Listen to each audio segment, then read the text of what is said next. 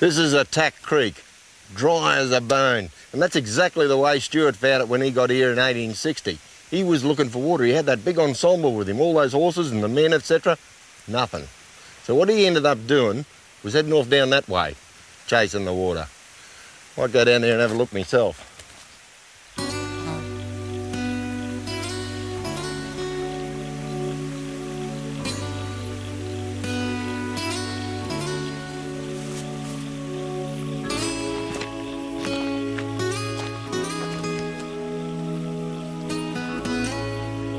When Stuart gets up here, something rather interesting happens.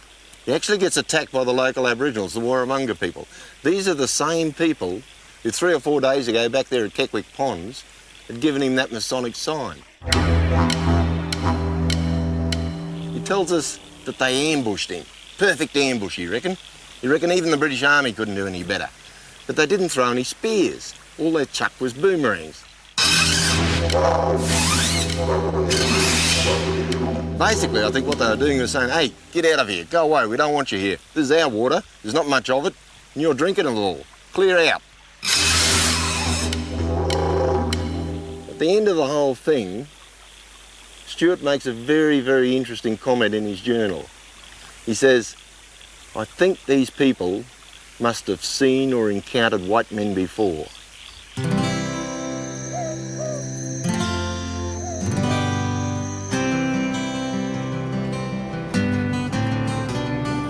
Stuart was now quite ill.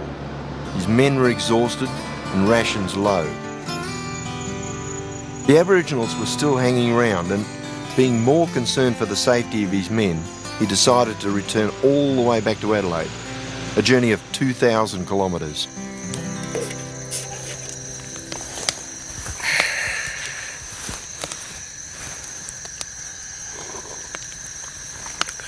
Normally I don't particularly like making camp after dark like this, but in this particular case, I know exactly where I am, and it's absolutely terrific. I'll show you in the morning.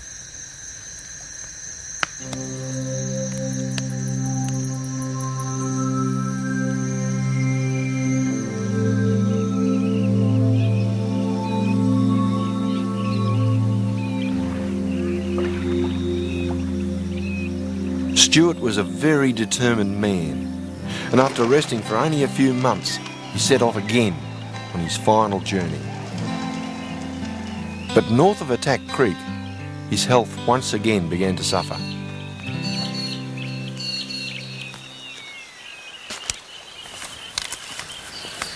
See that stuff there? That's portulaca. Pretty good in vitamin C. Apparently all the blokes in the expedition used to eat it. Keep away the scurvy. All the expeditions. Scurvy's that disease that rots your gums and makes your teeth fall out and all that sort of thing. And on the last expedition, Stuart himself had had enough. His stomach couldn't handle it anymore. Funnily enough, he's the only person who got scurvy.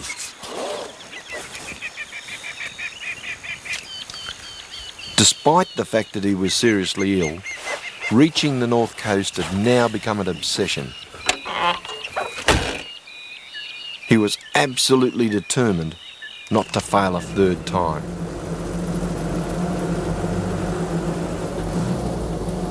Even today, there's still a bit of a mystery hanging around the place.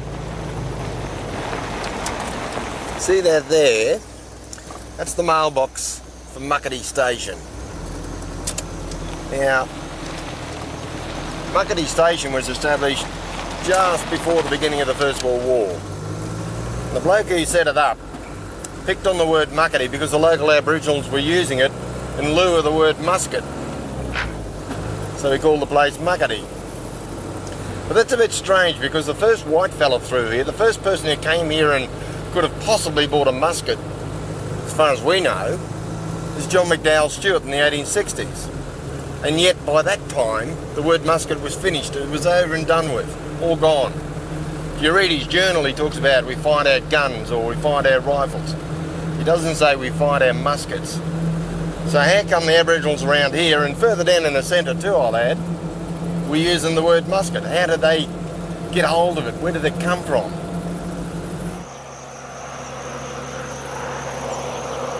Just down here a bit at Tompkinson Creek, one of Stuart's party found wheat growing. Now in 1861, I find that quite extraordinary. By now, Stuart must have been wondering if he really was the first European to visit this area.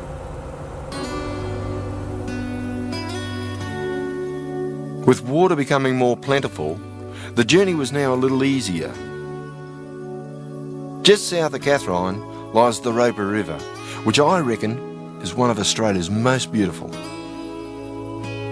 It stretches for over 300 kilometres all the way to the Gulf of Carpentaria.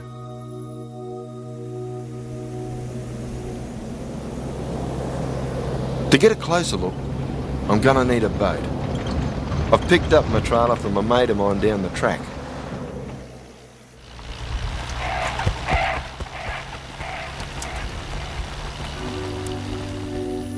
This part of the river is the most spectacular. These enormous palms are called Livistona rigida, and this is the largest stand of this species anywhere in the world. It's not just the remoteness, but the silence that makes this river so peaceful. It's easy to see why Stuart wrote that this was the finest country he'd ever seen in Australia. When John McDowell Stuart got here, he'd finished with the arid zone country, and this was the first real waterway that he came up against. He had to cross it somewhere around here, I'm not real sure, but...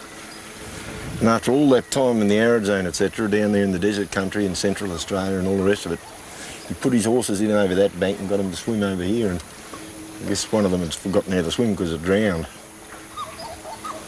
But it's quite a contrast. He's really gone from not enough water to too much, because from here on in, he's in the wetland country, all the way through up to the top end. Beautiful river, this.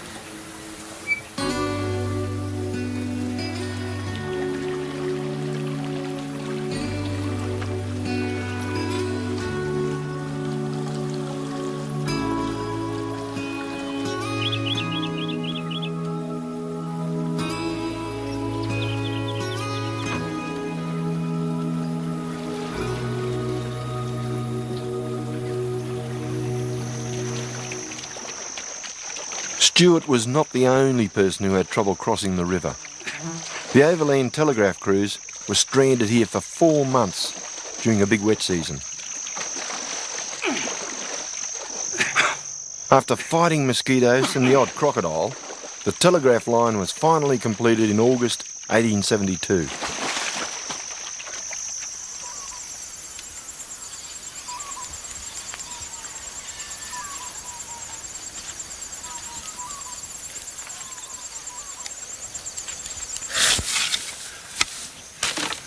These are a bunch of old camp poles they had a couple of years ago, still hiding over there in that long grass.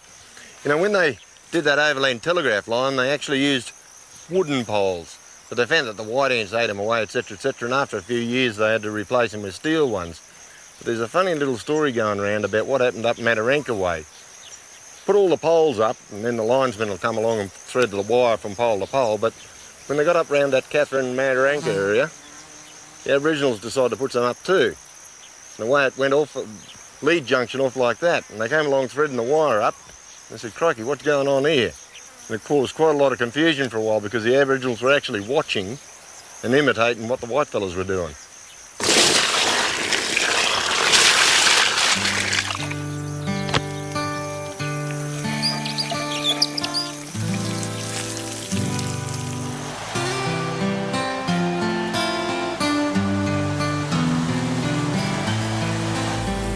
Once across the Roper, Stuart didn't muck around.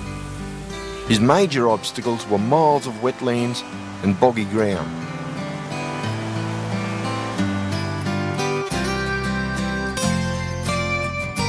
Rather than being a barrier, the Arnhem Land escarpment steered him in the right direction. Eventually he found a river that he hoped would lead him to the coast, and he named it the Mary.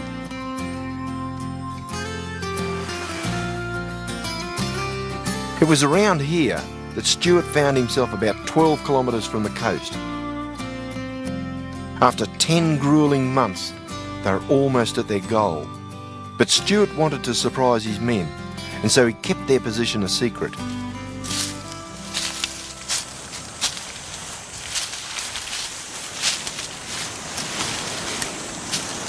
As they moved through the last of the vine thickets, they heard a sound that caused a great deal of excitement.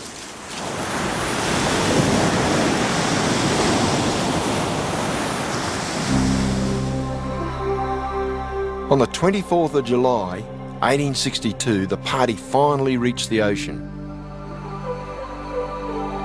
They rushed to the water's edge but held the horses back because of the soft sand and mud.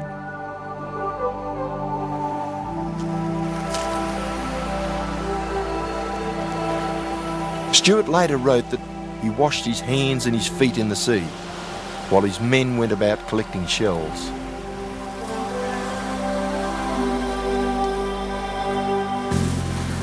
The next day, he raised the Union Jack and gave 3 cheers for the Queen. After remaining on the coast for only 2 days, the party began their return as they were running desperately short of rations. Stuart was carried back for part of the way, now being gravely ill.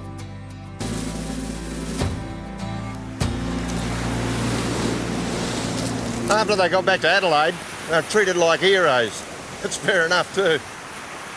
But poor old John McDowell Stuart sort of lost his way in life a bit, lost his direction, lost his purpose. And 4 years after being here, he was back in Scotland, dead. Being a good Scotsman, he enjoyed a bit of a drop, I gather. But anyway, I reckon the really interesting part about the whole expedition is the manpower. Because the same blokes, the same individuals kept coming back year after year trying to get through to here. And obviously, they enjoyed working with him. That man knew exactly what leadership was all about.